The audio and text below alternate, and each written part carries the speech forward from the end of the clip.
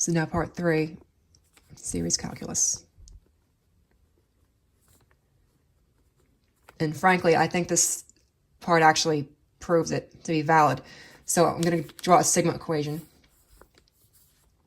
Now, in calculus, a sigma equation, a sigma equation goes like this. There's a lower limit and there's an upper limit. And let's say the lower limit is 1 and the upper limit is 4. Then the way you get the answer to, what's the solution to this problem is you add 1 plus 2 plus 3 plus 4. You add everything from the lower limit and then every number up to the upper limit, from the lower limit to the upper limit. So 1 plus 2 plus 3 plus 4 is 10. That's how you would solve that one. Now for this, I'm going to draw, the upper limit is infinity, the lower limit is negative infinity. And just to elaborate a little bit more on the whole negative infinity thing, it's part of my theory is that there's no real smallest thing, like anything that you can measure in our universe can always be broken down further. Like people would say, oh, the smallest building blocks of matter are atoms, or maybe it's electrons, like particles. And then people say, well, maybe it's like something to do with string theory, which is even smaller. And I say, well, you can always keep breaking it down until you get to things that are just infinitely small units of measurement. And that's part of what I believe. So if you have this lower limit and this upper limit, we're going to say that we have to add everything from negative infinity to positive infinity. So what we're going to do is we're going to say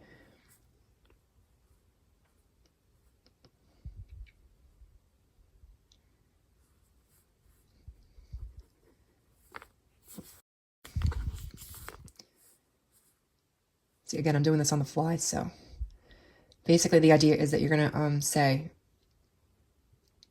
here, negative infinity plus, I'll say, let's say hypothetically we're going to, just for argument's sake, let's say we're going to try and make something that's like infinity plus 1. But ultimately, it's like, infinity plus another negative infinity.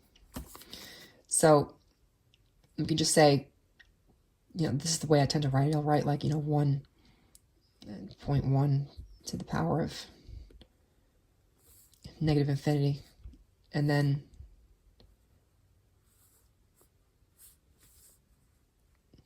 here.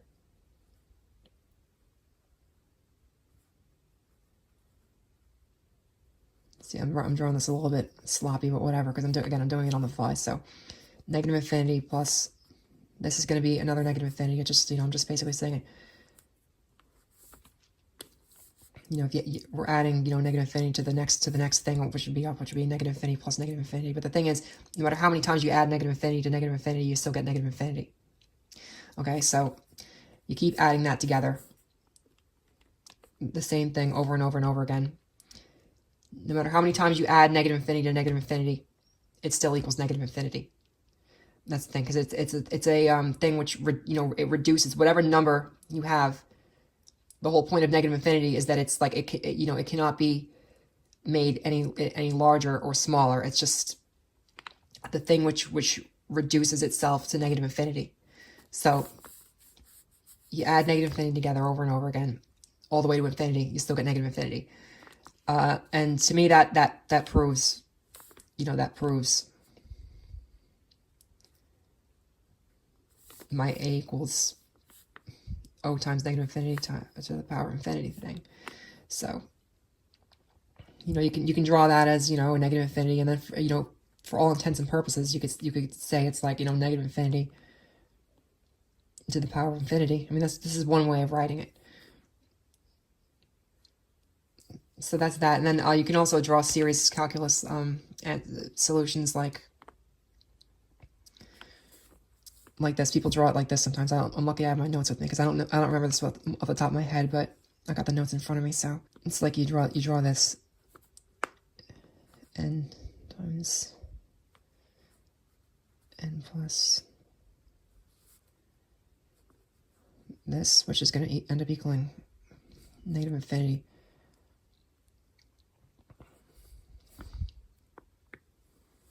Over 2, 1 for each n.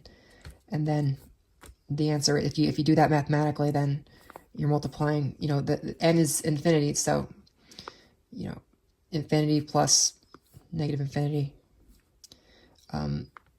times infinity, it's going to equal negative infinity still. Because, a negative times a positive is a negative, right, in mathematics. So, and like I said, negative infinity, no matter how many times you add an infinity to negative infinity, it's still going to equal negative infinity. Now, you can add negative infinity to itself infinite times, it still equals negative infinity. And so you multiply, all these, this infinite, repeating of negative infinity times infinity, it equals negative infinity still. You do this math, negative infinity, you can divide it by 2. It's still the smallest thing possible. It still equals negative infinity. And then you could say negative infinity to the power of infinity. So to me, that checks out mathematically. Now, all right, I'm going to write the fourth part. So